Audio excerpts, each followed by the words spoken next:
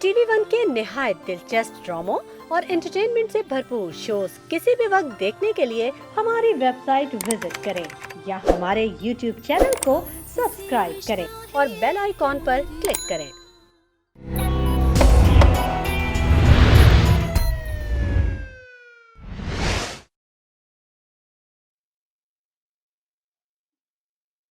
तशरीफ रखिए, तशरीफ रखें, तशरीफ रखें।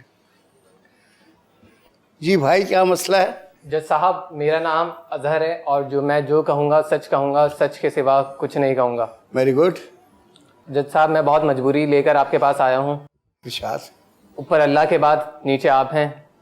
आपको तो पता है कि आज के दौर में इंसाफ भी बिकता है जहाँ पैसा होता है, लेकिन यहाँ तो जेब खाली है। और मैंने सुना है कि आपकी अदालत में इंसाफ की जीत होती है, तो इसलिए मैं अपना मुकदमा लेकर आज आपके पास आया। Welcome welcome. इंशाल्लाह हम आपको मायूस नहीं करेंगे।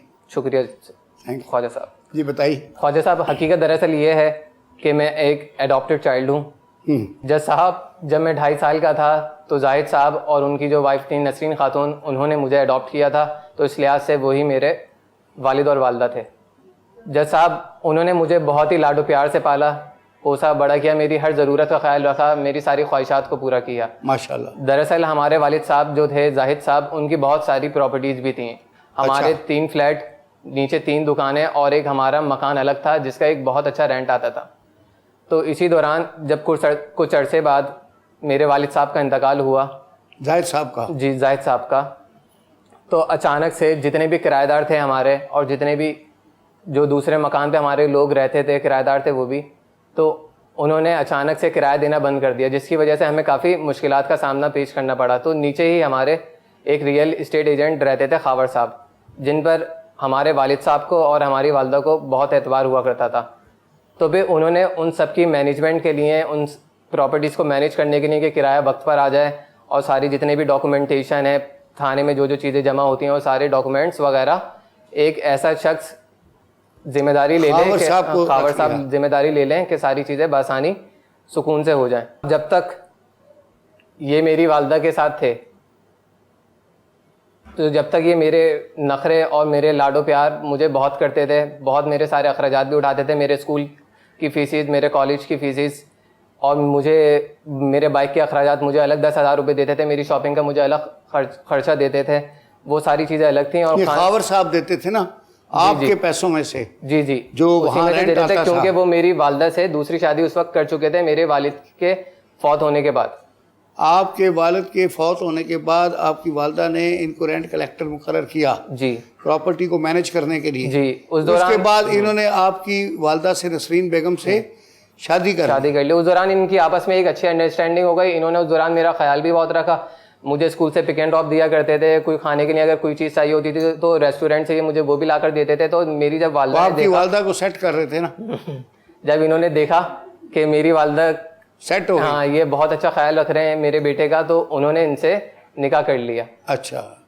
जब ये सारी चीज़ें हो गई तो इन्होंने, जब शादी के कुछ टाइम हो गया, तो इन्होंने मेरा वालदा की हयात में बहुत साथ दिया, मेरे सारे अखराजात उठाए, मेरी सारी फीसेस उठाई, मुझे अलग से पैसे भी दिया करते थे, शॉपिंग के लिए अलग और सारी चीज़ों के लिए अलग। जब मैंने इनको पैसों का मुतालबा किया, इन्होंने जब मुझे पैसे दिए। लेकिन जब 6 माह पहले मेरी वालदा का इंतकाल हो गया तो इन्होंने तो जैसे रंग ही बदल लिया, नजरें फेर ली। इन्होंने तो जैसे नजरें ही फेर ली, रंग बदल लिया। अब इन्होंने ऐसा लाताल्लुकी का इजहार किया कि जैसे ये मुझे जानते ही नहीं है। जो ये शफकत भरा सर पे हाथ रखा करते थे, उस वक्त इन्होंने वो हाथ भी उठा लिया कि पता नहीं ये कौन है। इन्होंने तो ऐसे लाताल्लुकी का इजहार कर लिया कि पहचानना ही छोड़ दिया इन्होंने। 4 महीने पहले फिर अचानक इन्होंने मरियम बीवी, जो इनकी दूसरी बीवी हैं, उनसे शादी कर ली। अच्छा, अभी मरियम बीवी की पहले से शादी थी किसी से?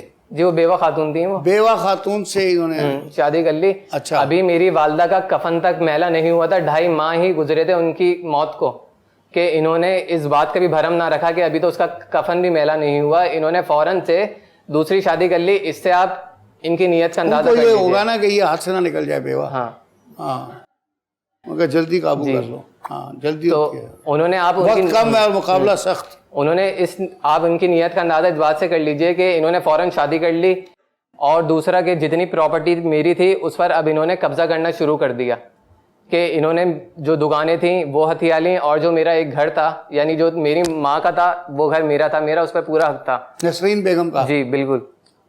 इन्होंने वो घर खामोशी से बेचा, और बेचकर यानी बेच भी है? हाँ, इन्होंने बेच दिया, और मुझे बताने तक की भी बिल्कुल जहमत नहीं करी। जुल्म की इंतहा तो यहाँ हुई, इन्होंने उन्हीं पैसों से दूसरा मकान ख़रीदा और अपने नाम ट्रांसफ़र करा लिया। ये भी नहीं हुआ इनसे कि हाँ भाई के बच्चे से भी पूछ लूँ कि यार तुम्हारे नाम कर दूँ क्या, लेकिन इनसे ये तौफीक भी नहीं हुई। इन्होंने खामोशी से सारी चीज़ें की। वो तो मुझे मोहल्ले में से पता चला कि ये मेरी प्रॉपर्टी बेच चुके हैं और उससे ये दूसरी प्रॉपर्टी परचेज़ भी कर चुके हैं। अच्छा। इसी दौरान कुछ दिनों बाद फिर नफ्सा नफ्सी का आलम ऐसा हुआ कि इन्होंने आधी रात को मुझे घर से बाहर निकाल दिया अपनी बेगम की बातों में आकर। अच्छा, इनकी जो बेगम नहीं है उसको आप पसंद नहीं थे?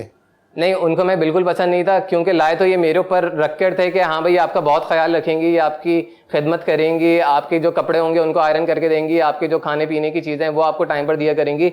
लेकिन जैसा अब ऐसा बिल्कुल भी ना हो, सारे मामला इसके बरक्स निकले ना। उन्होंने आपको कबाब में हड्डी समझा? बिल्कुल जज साहब, ऐसा ही था, क्योंकि वो दोनों निकाल के फेंक दिया। बिल्कुल जज साहब, उन्होंने उनको ऐसा भड़काया मेरे खिलाफ कि जो मेरे खावर साहब हैं, दूसरे वालदा के, जो मेरी वालदा के दूसरे शौहर हैं, उन्होंने भी पूरा मुझे नेगेटिव ही रखा और उनकी बातों में आ गए। जहां वो मेरा ख्याल किया करते थे, अब तो उन्होंने ना मुझे पॉकेट मनी देना भी छोड़ दिया। अब नौबत यहाँ तक आम पहुंची है कि जब भी मुझे अगर कुछ पैसे चाहिए होते हैं तो मैं भिखारियों की तरह उनसे अपने ज़मीर को मारते हुए मांग रहा होता हूँ। कभी 100 रुपये दे देते हैं, कभी 200, और बहुत हुआ तो 1000 रुपये दे दिए, इससे ज़्यादा वो देते ही नहीं है। अब आप बताएं, इतनी महंगाई में 100-200 रुपये और 1000 रुपये में कैसे गुजारा होगा? और आपका लाखों रुपया रेंट वो सारा खुद खा रहे हैं? लाख रुपए रेंट वो खुद खा रहे हैं और अपनी दूसरी बीवी पर खर्च कर रहे हैं। वो लोग शॉपिंग पे रोज जा रहे होते हैं, होटलिंग रोज हो रही होती है। अच्छा जी जज साहब, ये सारी चीजें हो रही होती हैं, और शॉपिंग हो रही होती हैं, होटलिंग हो रही होती हैं, और दीगर सारी चीजें उनकी चल रही होती हैं, और आपके शुगर उनके अलग हो रहे होते हैं। अच्छा, फिर अभी लेटेस्ट क्या पोजीशन है? अब लेटेस्ट पोजीशन ये है कि आधी रात को उन्होंने मुझे मेरे ही घर से बाहर निकाल दिया। फिर कहाँ रह रहे हैं आप? और उन्होंने ये तक गवारा ना किया कि आधी रात को मैं कहाँ जाऊंगा कहाँ, यानी मुझे मेरे ही घर से बेघर कर दिया। वो तो भला वो हमारे पड़ोसी हैं सरदार साहब, ये हमारे साथ। सरदार जी वालेकुम। ये काफी अरसे से हमारे ही किराए के मकान में रह रहे हैं ये लोग, यानी हमने इनको किराए पे मकान दिया हुआ है। माशाल्लाह माशाल्लाह। तो अभी बेटा यहाँ छोटा सा वक्फा लेते हैं, फिर मैं सरदार जी से करता हूँ बात। बड़ी नेकी की है इन्होंने, तो सरदार जी ने अब आपको रखा हुआ है। जी जैसा बड़ी बात है। सत श्री अकाल। चले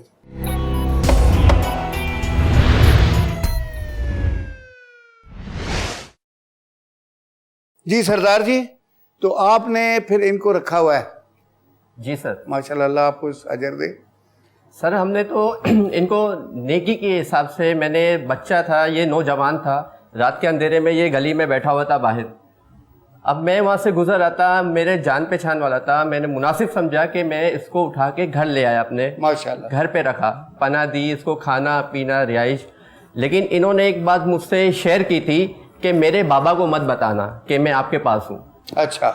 मुझे इस बात का इन्होंने मुझसे वादा ले लिया कि आप मेरे बाबा को मत बताना। तो आखिर ऐसी क्या बात हो गई जो खावर साहब से उनका बेटा नाराज हो गया और आधी रात को घर से बाहर निकल गया? ये कह रहे निकाल दिया? जो भी था वो इनके घर का, इनका फैमिली मैटर था। खावर साहब से पूछते हैं। खावर साहब, आपने सारी स्टोरी सुनी जी? आपको सारी शादियां मुबारक। वैसे आप शादी के मामले में बड़े लकी हैं जी। हैं, जिससे शादी करते हैं वो दौलत छोड़ के मर जाती है। अब अल्लाह खैर करे इनका। जी सर, मेरा नाम खावर है। जी जी। और जज साहब, आपने इस बच्चे की तमाम तरह इल्ज़ाम सुने, और इल्ज़ामात नहीं है सर, कहानी सुनी है। जी सर।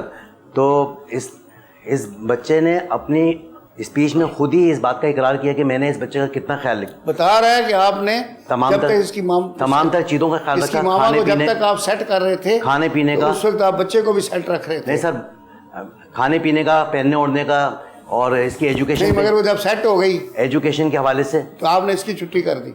नहीं सर, मैं उसी की तफसील बता सर। मैंने तमाम तरह चीज़ों पर जो है इसकी जो है नजर बहुत ख्याल रखी, और जो है एजुकेशन के हवाले से भी थोड़ा सा जो है आगे बढ़ाया। और फिर अचानक से ऐसा हुआ कि सर, जब मेरी शादी नसीन बीवी से हुई तो इस बच्चे की उम्र सिर्फ 10 साल थी। जी जी। उस 10 साल से लेके आज तक मैंने इस बच्चे का ख्याल किया। यानी कि ऐसा भी हुआ कि इसने, अगर बच्चे ने आधी रात को भी कहा ना कि मुझे ये चीज़ चाहिए बाबा, तो मैंने वो भी इसको प्रोवाइड करके दी। इस बच्चे ने इस बात का इकरार खुद भी किया। वो मान रहा है? जी। तो दोस्त तो नसरीन बेगम को सेट करने नसरीन बेगम सर, हमारे साथ तो एक अजीब ही कैफियत हो गई कि जब नसरीन बेगम की 6 माह पहले इंतकाल हुआ तो हमारे घर में तो एक ऐसा सिस्टम हो गया कि खुशियों भरा जो घर था बिल्कुल ही ना एक अदाब में मुब्तला हो गया। मैं और ये मेरा बच्चा, ये दोनों, हम दोनों जो है परेशान हो गए और ना रातों में ये सो रहा है ना मैं सो रहा हूँ। एक अजीब सी कैफियत हो गई, खाने पीने के हमारे लाले पड़ गए, पहनने ओढ़ने के लाले। मगर आपने तो अपने सोने का इंतजाम कर लिया सर। मैं इस गरीब का नहीं हुआ सर, मैं वही बता रहा हूँ कि ऐसा हुआ कि हमारे ये मसले हो गए कि खाना हम बाहर से खा रहे थे, कभी खा रहे कभी नहीं खा रहे। तो मेरे चंद दोस्तों ने कहा कि भाई आप जो है कोई मासी रख लें। तो मैंने कहा मासी रख लेते हैं, लेकिन फिर एक ये हमारा माशरा इस तरह का है कि अगर मैं मासी रखता हूँ जवान औलाद गले पड़ जाती है। मासी अगर मैं रखता सर जवान औलाद है मेरी, तो लोग जो है तोहमत लगाते मेरे बच्चे के ऊपर, तो एजुकेशन उसकी चल रही थी, इसलिए सर मैंने मासी नहीं रखी। ये मरियम जो मेरी मिसेज है दूसरी, ये मेरी मिसेज की साहब का जो मेरी मिसेज थी नसरीन बीबी, उनकी दोस्त भी हैं और हमारे पड़ोस में रहती थी। और अजहर का भी जो है इनके साथ जो वास्तेदारी थी कि आना जाना था। तो नसरीन बेगम ने भी स्टैंड बाय इंतजाम रखा हुआ था आपके लिए? जी सर। स्टेपनी छोड़ सर ऐसा हुआ कि सर जब मैंने ये सोचा कि बहुत ज़्यादा जो है मैं परेशान हो गया और कौन हमारे खाने पकाएगा, तो मैंने डिस्कस की मरियम से डिस्कस की कि मरियम हमारे साथ ऐसे ऐसे मसला है, इस तरीके से ऐसे मसला हो गया। जब मैंने मरियम से डिस्कस की तो मरियम ने कहा ठीक है मैं तैयार हूँ, मुझे भी तरस आ रहा है बच्चे के ऊपर, की लाजिम बात है कि हमारे बच्चे के ऊपर सर। तो ये टीचर भी हैं, लाजिमत है एक टीचर होने के नाते उन्होंने कहा कि मैं बहुत ज़्यादा जो है समझती हूँ बच्चों की फीलिंग को, और ये साइकोलॉजी भी पढ़ाती हैं। तो उस हवाले से जो है ना, मैंने जब इनसे डिस्कस की तो इन्होंने मुझे मेरा भरपूर साथ दिया, कह रहे हैं चलो सही है, मैं जो है बिल्कुल आपका साथ देने को तैयार हूँ। तो हमने शादी कर ली ये सोच के कि हमारे बच्चे को जो है सपोर्ट मिलेगी, इसकी एजुकेशन को जो है जारी सारे रखेंगे। तो सर ऐसा हुआ कि जब मरियम से शादी हुई तो हम ये सोच के कि भाई बच्चा जो है खुश हो जाएगा और इसके भी मामला सही होंगे। तो मरियम ने हत्तुल इम्कान कोशिश करी, इसके नाश्ते का, खाने पीने का, कपड़े का आयरन करके जो कपड़े रखती थी। मरियम आप बताएं। जी मरियम।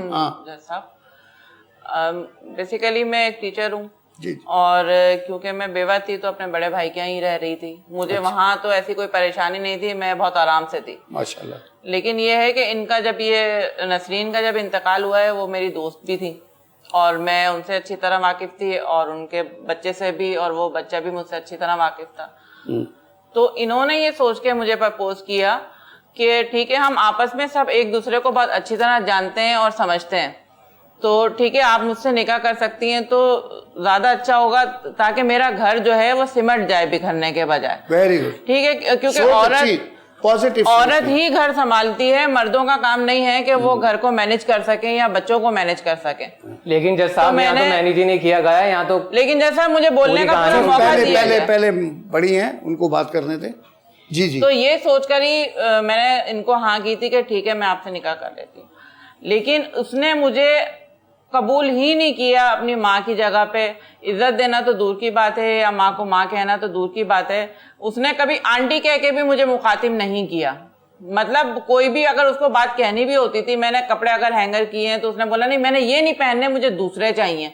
खाना मैंने इसको बना के दिया, नहीं जी इसमें नमक तेज है या मुझे ये नहीं खाना, मुझे दूसरा मंगवा के दे। प्यार ने उसको बिगाड़ दिया। वो नसरीन ने तो चले बहुत अच्छा पाला था माशाल्लाह से इन्होंने भी, लेकिन ये है कि जब बच्चे बिगड़ जाते हैं तो उनकी इस्लाह भी तो की जाती है ना। सही बात। तो अगर इस्लाह के तौर पे मैं कुछ कहूँ तो फिर उसने बिगड़ जाना है कि नहीं जी ये तो मेरे पीछे हाथ धो के पड़ गई हैं, ये मेरे बाप को भड़का रही हैं। तो इस तरह के मामलात जो है, इख्तलाफात जो है वो बहुत ज्यादा बढ़ने लगे थे। जो मैं सोच कर आई थी कि जिस तरह से ठीक है वो बच्चा जहनी तौर पे थोड़ा सा बिखर गया है, उसकी माँ भी नहीं है, बाप भी नहीं है, फिर दूसरा बाप है, हालांकि ये भी अपनी सगी औलाद की तरह ही उसको समझते हैं। खावर कह रहे हैं कि बड़ा अच्छा जी बिल्कुल, क्योंकि खावर की भी कोई औलाद नहीं हुई थी इसके बाद और ना मेरी कोई औलाद थी, तो हमारे लिए तो औलाद की जगह यही है ना। तो हम तो इसकी चाहेंगे, हम इसकी इस्लाह करें, इसको गलत रास्ते पे चलने से बचाएं।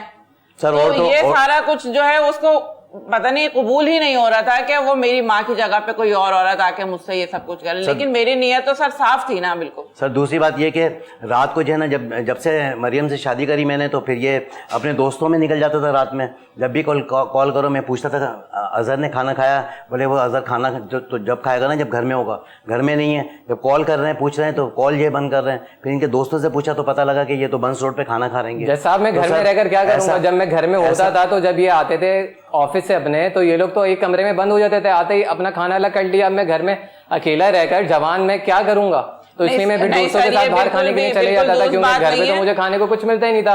अगर आप अभी भी देखेंगे घर जाकर, तो जो हमारे यहाँ 2 फ्रिज हैं, एक लॉन्च में है और एक इनके बेडरूम में, तो आप अगर लॉन्च वाला फ्रिज खोल के देखेंगे तो वहां तो आपको सिर्फ एक सूखी डबल रोटी का पैकेट ही मिलेगा। लेकिन जब आप इनके कमरे वाला फ्रिज देखेंगे तो वहां पर आपको फ्रूट्स भी मिलेंगे, वहां पर आपको ब्रोस्ट भी मिलेंगे, वहां पर आपको सारी वैरायटी फूड ऑफ रेंज सब कुछ मिलेगा।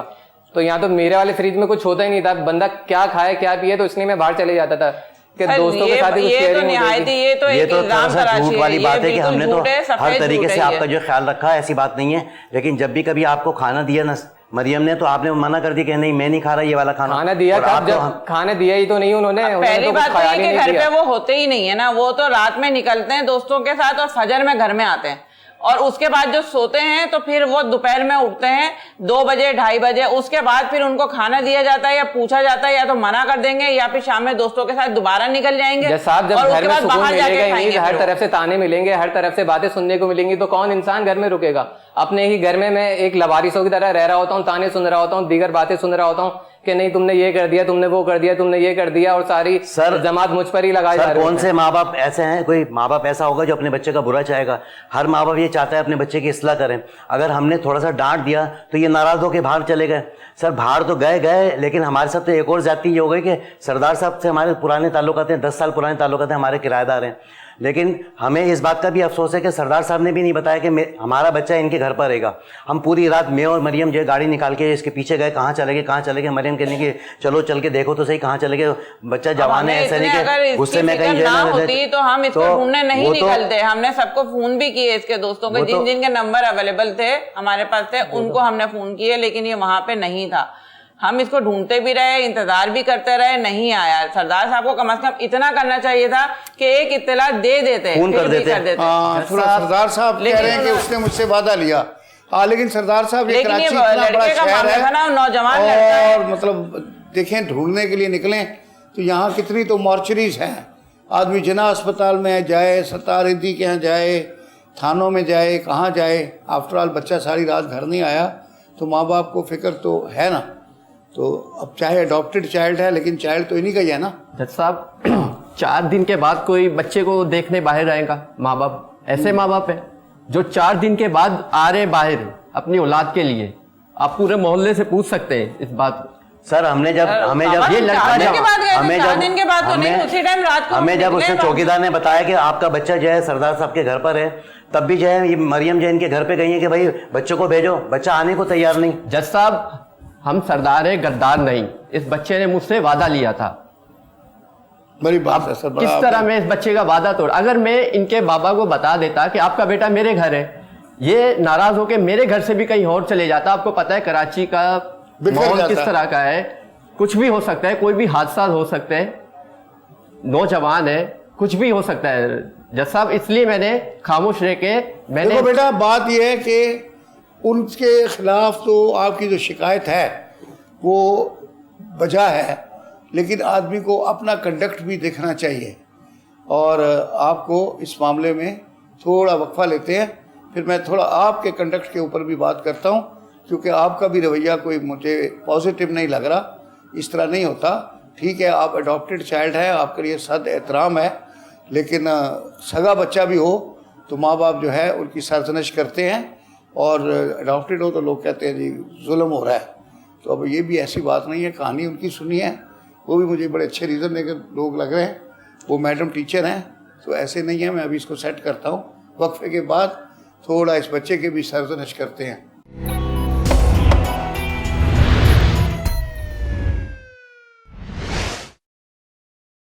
हाँ बेटा, क्या नाम बताया आपने? अजहर।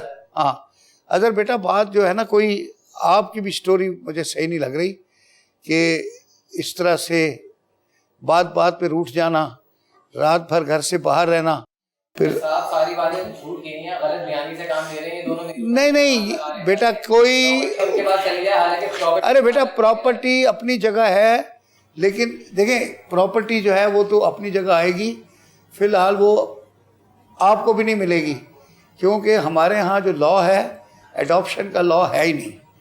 तो अडॉप्टेड चाइल्ड जो है वो इनहेरिटेंस में उसको कुछ हिस्सा नहीं मिलता इस्लाम में, और वही इस्लामिक कानून मोहम्मदन लॉ हमारे मुल्क में राइज है। अगर तो आपके मरहूम वालिद को मौका मिल जाता या नसरीन बेगम को मौका मिल जाता और वो अपनी ज़िंदगी में कोई प्रॉपर्टी आपके नाम गिफ्ट कर जाते तो फिर आप उस प्रॉपर्टी के एब्सोल्यूट ओनर होते। अब जो प्रॉपर्टी वो छोड़ कर जैसे फौत हो गए हैं तो उनका तो कोई बच्चा था नहीं, आपको नहीं मिलेगा, तो ये सारा शेयर अगर उनके बहन भाई हयात हैं नसरीन बेगम के या आपके जो वालिद साहब थे मरहूम, क्या नाम था उनका? जाहिद साहब, तो वो फिर उनके भाइयों और बहनों में बटेगी, और अगर उनके भाई बहन भी हयात नहीं हैं तो भतीजे भतीजियों में चला जाएगा या मांझियों में चला जाएगा।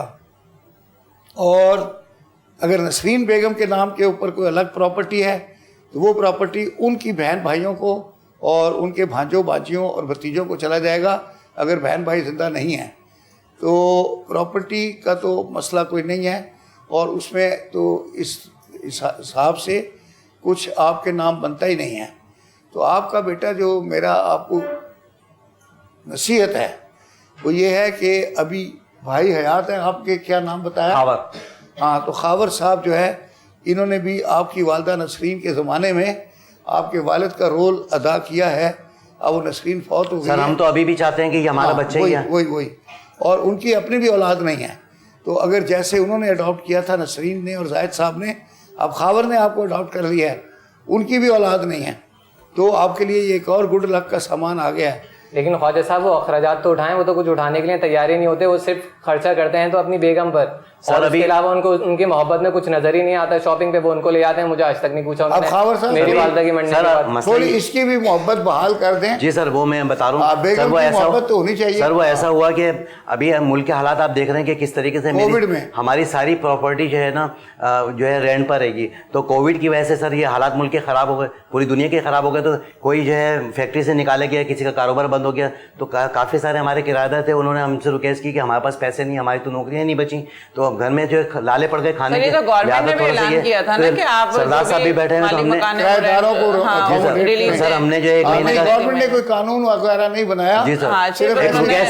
जबानी जमा खर्च किया। जी सर, जिन बेचारों ने नहीं रेंट दिया उन दिनों वो आजकल डिफॉल्टर हुए हुए हैं और कोर्टें उनको रेंट कंट्रोलर मकानों से निकालने का ऑर्डर कर रही हैं। जी सर। तो सर लॉकडाउन ये वजह थी सर, वो पैसा लॉकडाउन में पॉकेट मनी तो बंद हो सकती है लेकिन दूसरी शादी बंद नहीं हो सकती। अगर दूसरी शादी भी करी थी तो शादी के लिए उस जमाने में बाकायदा कानून आ गया था, शादी हॉल में बैठने का डिस्टेंस था, और दूसरा ये कि मेहमानों की आमदनी वो तादाद कोई लिमिटेड हो गई थी, लेकिन शादी करने पे पाबंदी नहीं थी। नहीं, इन्होंने उसी दौरान शादी करी, उसी दौरान अखराजात सारे किए, लेकिन जो मेरी पॉकेट मनी थी वो बंद कर दी। हमने तो सादगी से शादी करी है, शादी बड़ी सादगी से मुफ्त वाली शादी थी वो, तो उन्होंने अपनी बीवी की सहेली से ही कर ली, और वो स्टेपनी थी ऑलरेडी। वो भी सर मैंने इसलिए की कि इनकी सहूलत के लिए, ताकि जो है ना, ताकि आपका खाना वाना पकाने के लिए की थी, आपने खाना ही छोड़ दिया। नहीं, उन्होंने बना के ही नहीं दिया, कभी बना के नहीं दिया, घर में हो तो बना के दी नहीं। जब मैं घर से चले जाता हूँ फिर बनाती हैं, वालिद साहब को दिखाती हैं कि हाँ मैंने इसके लिए बना के लाई थी मैं, और ये यूनिवर्सिटी चले गई। अफसोस की बात ये है कि इस बच्चे ने तो मेरे सामने देना ताकि मैं करके तो जाऊँ ना। इस बच्चे ने जो है ना सर एक्सेप्ट नहीं करा। रखो हाँ, ये तो तुमने सासों वाली सोच बना दी है, नंदों वाली, तो आप नंद और मैंने सर कई दफा इनको जो है ना अलग से रात के पहर में कई दफा अलग से भी समझाया कि भाई आप थोड़ी सी मोहब्बत से पेश आओ, आपकी माँ के बराबर है, और माँ मैंने भी समझा दिया आपके बिहाफ पे। जी सर, हालांकि मेरा काम तो फैसला करना है जी सर, लेकिन मैं फैसले की बजाय समझा रहा हूँ। जी सर। तो सर समझाने की ही जरूरत है। आप इस वक्त ये देखेंगे पढ़े लिखे घर का शरीफ खानदान का बच्चा है ये, लेकिन आप इस वक्त उसका हुलिया देख लें, आप उसके बाल देख लें, उसका कलर देख लें, वो किस हुलिये में बैठा हुआ है। जवानी में नहीं करूंगा तो मैं क्या बुढ़ापे में? लेकिन जवानी में भी सर वो शौक पाले जाते हैं कि जो देखने में अच्छे लगे और शरीफ खानदान के लगे। इसकी तो गैदरिंग भी ऐसे ही लड़कों में है जिनके हुलिये कुछ इसी टाइप के हैं, और रात को वो बाहर घूमते रहते हैं। फिर हुलियों से कौन किसको जज कर सकता है? सर हुलियों से तो जज किया जा सकता है बेटा, हुलिये से ये हुलिया आपका एटीट्यूड तो जज करवाता है, ले जाती है आवारागर्दी में। सर अपना हुलिया सही रखना पड़ता है।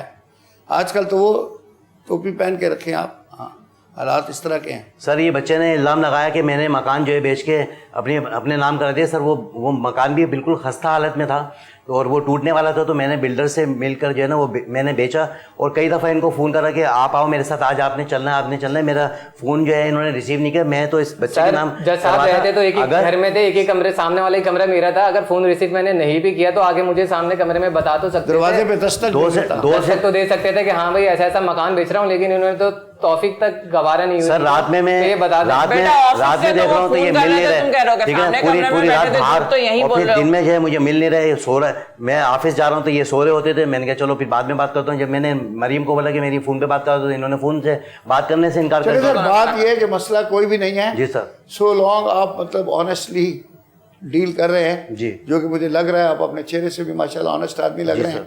और बेगम साहिबा भी टीचर हैं जी, और बहुत रिस्पेक्टेबल उनका प्रोफेशन है जी सर। और वो बच्चे को देखो बेटा, बात ये है कि आज का साहब आप इनकी मासूमियत के पीछे ना जाएं। आपको पता नहीं है इस शख्स की मासूमियत के पीछे कितने सांप हैं इसके चेहरे के पीछे। ये सिर्फ मासूमियत से उन्होंने मेरी वालदा को मैं तो अपना बच्चा समझता हूँ, लेकिन ये इसके अल्फाज जो है मैं तो हैरान हूँ कि ये जब से अपने दोस्तों में जाके बैठने लगा है तब से बिल्कुल माइंड सेट जो है उनका चेंज हो गया बिल्कुल। और हमें सबसे बड़ा दुख इस बात का, अल्फाज का चुनाव जो है ना, बहुत हमें इस बात का बड़ा दुख है। देखिए आपका रिश्ता ये किसी और के बारे में आप ऐसे अल्फाज चुने तो कोई बात नहीं, लेकिन जिस तरह से उन्होंने बताया और आपने खुद एडमिट किया कि नसरीन बेगम के साथ शादी के बाद इन्होंने आपको बहुत लुक आफ्टर की नसरीन बेगम की ज़िंदगी में, आप खुद बता रहे हैं आप वो सिर्फ जायदाद के चक्कर में नहीं, जायदाद का चक्कर नहीं था, नसरीन के चक्कर जैसे उनका इंतकाल हुआ उन्होंने तो अपना रंग दिखा दिया। सर अब यहाँ पे भी हमारी औलाद तो है नहीं कोई, हम तो बेटा आपने भी थोड़ा सा नेगेटिव सोच रखी हुई है और आपको शायद इस चीज़ का कानूनी इल्म नहीं है कि जिस जायदाद की आप बात कर रहे हैं उस जायदाद में कानूनी तौर पे आपको 8 आने भी मिलने वाले नहीं हैं। अगर वो कर रहे हैं उस बात को ऑनर और नसरीन के उस चीज़ को और जायद साहब के उस रिलेशनशिप को और उस चीज़ के ऊपर आपको अपनी लाइबिलिटी समझ रहे हैं, तो आपको बजाय इसके शाकी होने के आपको उनका शुक्रगुजार होना चाहिए। सर हम तो जो है जाहिद साहब के और नसीन बीबी के जो ख्वाब थे हम तो उसकी ताबीर चाहते हैं। बिल्कुल, उनका बच्चा था, उन्होंने कितने लाड प्यार से पाला। मैंने इसकी वो चाहत मोहब्बत को देखते ही है ना, मैंने हालांकि मैं शादी करना चाहता तो मरियम से मैं पहले शादी कर चुका होता, नसीन से भी पहले से चल रहा था। ये लोग मैंने देखा है गाड़ी में उनको घुमाने लेके जाया, ये मेरी पड़ोसी थी, होटलिंग हो रही होती थी मरियम अगर ये बात सर मैंने मेरी वालदा हयात थी तब भी ये सारे काम हो रहे होते। तो ये बात सर मैंने अक्सर गाड़ियों में दिखाते हुए मुझे बहुत सारे मॉल्स में मिले, बहुत सारे रेस्टोरेंट में मुझे नजर आएंगे। तो सर अगर ये रास्ते में मुझे बात झूठ है। हाँ, इन्होंने मुझे 2-4 बार ड्रॉप जरूर किया है स्कूल से वापसी और इसका भी मैंने नसीन खातून को बताया और इनकी वालिदा से मेरी मुलाकात भी थी, मेरी दोस्ती थी अच्छी खासी, मैंने उनको भी बताया था। उनको पता है ये बात कि वो मुझे ड्रॉप कर देते हैं। वो इस बात पे खुश हुई कि आपका बहुत शुक्रिया कि आपने इतना अच्छा काम किया है, इसका सवाब मिलेगा आपको। लेकिन उनको शुक्रिया की वजह थोड़ी पता थी कि शुक्रिया अदा क्यों किया जा रहा है। बेटा तो ये तो बाद में हुआ है। अब तो किसी औरत की जरूरत थी कि जो आपका घर संभाल सकती। मर्दों का काम नहीं है घर संभालना, इसीलिए आप अपनी परेशान हो गए थे। वक्फे के बाद ये इशू से हम हट गए हैं, ये दूसरा इशू शुरू हो गया, लेकिन ये भी इशू है, इसको भी रिजॉल्व करते हैं वक्फे के बाद।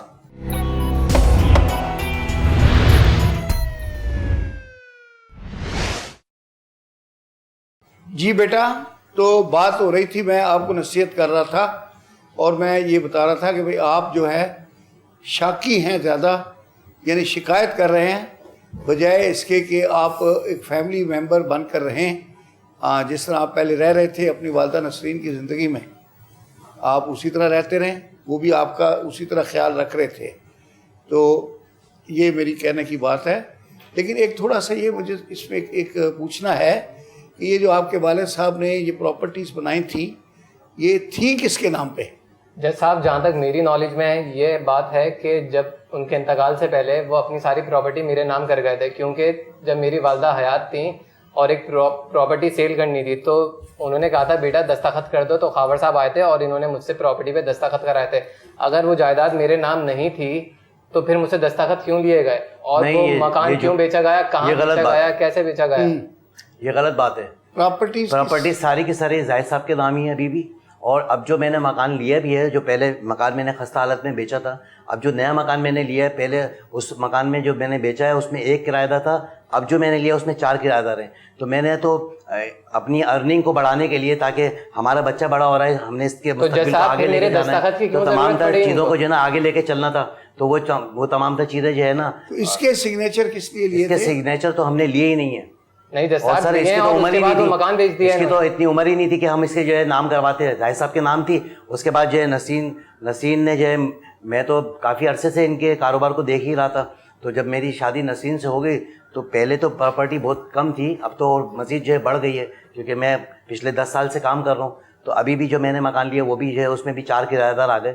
तो हम तो चाहते हैं कि इस बच्चे का मज़ीद जो है मुस्तकबिल और अच्छा करें, बल्कि हम तो ये चाह रहे थे, मरियम कह रही थी कि इसको इतना पढ़ाओ कि ये आगे चल के जो है ना हम जो है सबको जो है अपने फ़ख्र से बताएं कि ये हमारा बेटा है। लेकिन बदकिस्मती की बात ये कि सर मरियम से शादी की इस चक्कर में कि इसका कुछ भला हो जाए, हमारा भी घर जो है सिस्टम चले, लेकिन इस बच्चे ने तो जो है ना एक दिन भी जो है ना मां नहीं समझा।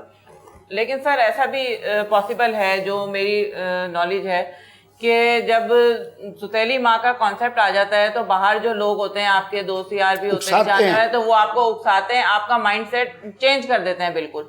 तो इस पे इसको जरूरत है कि कम से कम ये उन बातों पे ध्यान ना दे, तो फिर इसका बिहेवियर शायद थोड़ा सा बेहतर हो सके। बचपन से वो जो कहानियां सुनाते हैं उसमें वो सितेली का माँ का जो रोल है वो हमेशा बुरी ही होती है, वो विच वाला होता है जी, बिल्कुल ही बुरी उसको होती है। डायन बना के पेश करते हैं। कुछ भी कह रहे हैं। ख्वाजा साहब, मुझे इस बारे में पता है कि वो प्रॉपर्टी मेरे नाम ही है, क्योंकि मेरे जब दस्तखत लिए जा रहे हैं तो जाहिर सी बात है मेरे नाम ही वो प्रॉपर्टी है। नहीं, मगर वो बता रहे हैं कि आप उस वक्त माइनर थे। वो तो गलत बयानी कर रहे हैं, वो मुसलसल गलत बयानी किए जा रहे हैं। सर वो तो छोटे थे, लेकिन जहाँ तक मेरी नॉलेज में है कि जाहिद साहब का तो ना तो कोई भाई था ना कोई और रिश्तेदार था। ख्वाजा साहब, अभी मेरी उम्र 25 साल है और 3 साल पहले मैं कौन सा कुछ छोटा था, 22 साल के थे जी। आप बताएं, अब उसमें क्या राइट्स नहीं होते जायदाद लेने के, या जायदाद नाम नहीं की जाती? मैं तो बड़ा था उस टाइम भी। नसरीन ने कोई आपको कभी बताया नहीं कि प्रॉपर्टी किसके नाम है? नहीं, उन्होंने बताया था कि तुम्हारे नाम सारी चीजें कर चुकी हैं, और उन्होंने कहा था कि एक हम मकान सेल कर रहे हैं तो आप खावर साहब को साइन कर दो। जब ये डॉक्यूमेंट्स लेकर आए मैंने इनको साइन करके दे दिए, लेकिन अब इन्होंने किससे बेचा, क्या बेचा है, वो इन्होंने कुछ अपडेट नहीं करा आके कि हाँ भाई मैंने कहाँ बेचा है या क्यों बेचा है, या अगर महफूज किया हुआ भी है तो कहीं किस जगह किया हुआ है, कैसे किया हुआ है, या अगर उसका किराया भाड़ा आ रहा है तो वो कहाँ जा रहा है, वो इन्होंने कुछ भी नहीं बताया आज तक। वो तो सर मैं जिस हिसाब से पहले से पूरे बिजनेस को संभाल रहा था, वैसे के वैसे मैं उसी बिजनेस को भी उसी तरीके से संभाल रहा हूँ। नहीं, वो तो आप संभालते रहें, बड़ी अच्छी बात है, लेकिन देखें बात यह है कि फैसला करने के लिए जो पहली चीज रिक्वायरमेंट है वो टाइटल ऑफ द प्रॉपर्टी जी, वो पता करना पड़ता है कि टाइटल किसके नाम है। टाइटल जाहिद साहब के नाम है, अभी तक जाहिद साहब के नाम है। खावर साहब, एक मकान सिर्फ खावर एक साहब, मकान अगर है आप जो कहते हैं कि प्रॉपर्टी मेरे नाम नहीं है तो ये याद रखिए आपको भी कुछ नहीं मिलेगा, आपको भी उसमें से फूटी कौड़ी भी नहीं मिलेगी जी, ये भी आप याद रखें। क्योंकि ख्वाजा साहब अभी आपने जिक्र किया जी, मैंने बताया कि खानदान में बांट दी जाती है। जहाँ तक मैंने अपनी उम्र में देखा है, मुझे 20-22 साल हो गए, मैंने तो आज तक अपने घर पे किसी रिश्तेदार को आते हुए नहीं देखा। अगर आपने देखा खावर साहब तो आप बताइए, आपने देखा किसी रिश्तेदार को आते हुए? इनकी वालिदा से मेरी दोस्ती थी तो मैंने भी कभी उनके घर पे ना किसी को आते जाते देखा है, ना उनका कोई जिक्र सुना है कि पीछे इनके वालिद के कोई रिश्तेदार या इनकी वालिदा के कोई रिश्तेदार हों। इस तरह का कोई मामला नहीं था। इनको भी जो अडॉप्ट किया गया था वो बहुत दूर दराज, शायद मुल्तान से शायद कोई खातून थी, वहां से इनको लिया गया था। उनका भी पता नहीं है कि वो जिंदा है या इंतकाल कर गई है क्या है, लेकिन वो भी दोबारा कभी वहां पे नहीं आई, ना ये लोग वहां गए। इन तो उनका भी कोई पता नहीं। इन तमाम तर चीज़ों को मद्देनजर रख के मेरी वो चाहत मोहब्बत, आज ये बच्चा हमारा जो भूल रहा है कि मैंने कितनी अंत तक मेहनत करके इसको जो है आगे लेके आया हूँ, और अब भी हम ये चाहते हैं कि ये बच्चा हमारे साथ ही रहे, लेकिन थोड़ा सा माइंडसेट जो है इसका जो है चेंज हो गया है। बेटा थोड़ा अपनी तालीम भी मुकम्मल करो। कितना पढ़ लिया आपने? ख्वाजा साहब, यूनिवर्सिटी में मेरा दूसरा ईयर चल रहा है BBA का। इसको कंप्लीट करो। ख्वाजा साहब, वो आगे से मेरे अखराजात मुझे दें, मेरी फीस टाइम पे भरें तो मुकम्मल हो सके ना तालीम। तो इन्होंने तो अखराजात ही रोक लिए मेरे। सर ऐसा हुआ कि यूनिवर्सिटी से फोन आ गया कि आपका बच्चा आ नहीं रहा, ठीक है ना, आपका बच्चे का एडमिशन हमने कैंसिल कर दिया। जो सर ट्यूशन पढ़ाने के लिए आते थे उन्होंने भी कहा कि जब मैं आता हूँ घर पे तो ये मिलते ही नहीं है, तो मैं आपसे फीस किस बात की लूँ। तो लिहाजा आप जो है पहले बच्चों को समझा लें, फिर मैं आ जाऊँगा। तो मसला ये है कि सर ये पिछले 3-4 माह से हमें ये तकलीफें हैं। ख्वाजा साहब दरअसल हकीकत में कागजात इनके पास है, इसलिए इतनी सारी आगे पीछे सारी बातें घुमा रहे हैं कि ऐसा है वैसा है ऐसा है। मैं तो चाहता हूँ कि कागजात सारे इन्हीं के पास हैं। मैं तो चाहता हूँ कि मजीद आगे बढ़े और जो है यूनिवर्सिटी दोबारा से ज्वाइन करे। नहीं, वो कागजात तो कोई मसला नहीं है, टाइटल गवर्नमेंट के रिकॉर्ड में महफूज होता है। वो तो आपके पास वो जो आजकल तो कंप्यूटराइज हो गई हैं सारी प्रॉपर्टीज़, आपको अपनी प्रॉपर्टीज़ के नंबर पता हैं, आप जाके सुबह जाके वहाँ रजिस्ट्रार ऑफिस से सर्च सर्टिफिकेट निकलवाएं, उस प्रॉपर्टी का एक कोई वकील कर लें, वो वहाँ से आपको सर्च सर्टिफिकेट निकलवा के दे देंगे और उसमें पता चल जाएगा कि who is the last owner, कौन पहला ओनर था, कितनी ट्रांजैक्शंस हुई हैं। हर प्रॉपर्टी का सर्च सर्टिफिकेट मिल जाता है रजिस्ट्रार के ऑफिस से। तो आप अगर मालिक हैं तो ख़ुद जाके बताएंगे उनको कि भाई मैं प्रॉपर्टी का मालिक हूँ और मुझे सर्च सर्टिफिकेट चाहिए। उसकी जो भी 100-200 रुपये फ़ीस होती है सरकारी, वो आपको दे के वकील कर लेंगे, वकील खुद ही कर लेगा सारा। जैसा अभी तो इसकी तालीम ही मुकम्मिल नहीं है, हम तो ये चाहते थे कि तालीम मुकम्मिल करे अपना। ये मैं भी इसको यही एडवाइस कर रहा हूँ। तो BBA का जाती नहीं देते, फीस ही नहीं देते। अब वो देखे ना, अब बात सुने, वो खावर साहब यहाँ बैठे हैं, मैं अभी उनको बाउंड कर लेता हूँ, इनकी फीसें अदा हो जाएंगी। पढ़ना इसने खुद है, इम्तिहान देखे ना, इम्तिहान खावर साहब ने नहीं देना और यूनिवर्सिटी खावर साहब ने अटेंड नहीं करनी, आपने अटेंड करनी है। और जज साहब कितनी दफ़ा तो मैं इनसे भी पैसे लेके गया सरदार साहब से। नहीं, तो अब आपके अखराजात ज़्यादा हैं। बाकी वो है कि खावर साहब को बता देते हैं कि वो आपकी फ़ीस डायरेक्ट यूनिवर्सिटी में जमा करा देंगे, वहाँ वाउचर बनता है, बैंक में जाके दे के आ जाएंगे पूरे साल की फ़ीस। ठीक है, आपका 1 साल पूरा हो जाएगा, फिर अगला हो जाएगा। बेटा बात सुनो, ये दोस्त दोबारा मिल जाएंगे और इससे आला दर्जे के मिल जाएंगे। अगर आप MBBS में पढ़ते होते हैं ना, तो सारे दोस्त डॉक्टर होते हैं, आप इंजीनियर होंगे, सारे दोस्त इंजीनियर होते हैं। तो इसमें आप अपना MBA करें, सारे आपके दोस्त जो हैं ये MBA लड़के होंगे, एग्जेक्टिव होते हैं, आपका पूरा करियर बदल जाएगा। जहाँ तक प्रॉपर्टी की ओनरशिप का ताल्लुक़ है, उसमें मैं आपको ये बता रहा हूँ कि वो ओनरशिप चेंज नहीं हो सकती। अगर आपके नाम है तो आपके नाम ही रहेगी। उसमें आप सर्च सर्टिफिकेट हासिल कर लें और देख लें। देखें जी, प्रॉपर्टीज़ जो हैं जी, वो आप भी चूँकि प्रॉपर्टी का कारोबार करते हैं जी, तो आप देख लें, अगर तो इसके नाम हैं डॉक्यूमेंट्स तो आप अपने पास संभाल के रखें जी। मैं आपको ये नहीं कह रहा कि आप इसको दें, क्योंकि अभी ये मैच्योर नहीं है। जी सर। पता चले प्रॉपर्टियाँ ये उड़ाई दे। आप जिस तरह से मैनेज कर रहे हैं जी, वो करें, लेकिन आप फौरी तौर पे, मैडम आप तो टीचर हैं, पहला काम ये करें कि इसकी फ़ीस अदा करवा दें। बाकी वो इसकी काउंसलिंग के लिए मैं सरदार जी से रिक्वेस्ट करूँगा। सरदार जी ने बड़ा जालिम डायलॉग बोला था कि मैं सरदार हूँ, गद्दार नहीं हूँ जी। तो माशाल्लाह आप यहाँ हक अदा करें इस बच्चे की तालीम मुकम्मल कराने का। सरदार जी, एक दफ़ा तालीम मुकम्मल हो जाएगी ना, ये सारे गलत दोस्त भी छूट जाएंगे, ये बंस रोड के खाने भी छूट जाएंगे, ये सारी रात जागना भी छूट जाएगा। सर जी, मैं तो खुद ही चाहता हूँ कि ये अपने घर जाए, अपने माँ बाप के साथ अपनी जिंदगी गुजारे। मैं तो खुद यही चाहता हूँ। लेकिन बिल्कुल इसको छोड़े नहीं आप, क्योंकि आपको एज ए बतौर पड़ोसी और आपने इसके हाथ भी रखा है, इसकी काउंसलिंग करनी है, इसको सुपरविजन की जरूरत है। क्योंकि अब ये इसका खावर साहब के साथ वो क्या होता है, ट्रस्ट डेफिसिट कहते हैं, कोई आपस में एतमाद की कमी हो गई है। तो अब ये इसका दिल उनकी तरफ से उस तरह से साफ नहीं रहा जिस तरह से नसरीन बेगम की ज़िंदगी में था, और उनका भी दिल मैला हो गया है। तो अब ये दिलों को साफ करें। नहीं सर, हमारे लिए तो आज भी हमारी औलाद की तरह ही है। तो रहेगा हम तो चाहते हैं कि हम तो चाहते हैं तालीम याफ्ता होकर आपके पास आएगा तो he will be very productive. इसमें थोड़ा सा आप सरदार जी की खिदमत हासिल करें।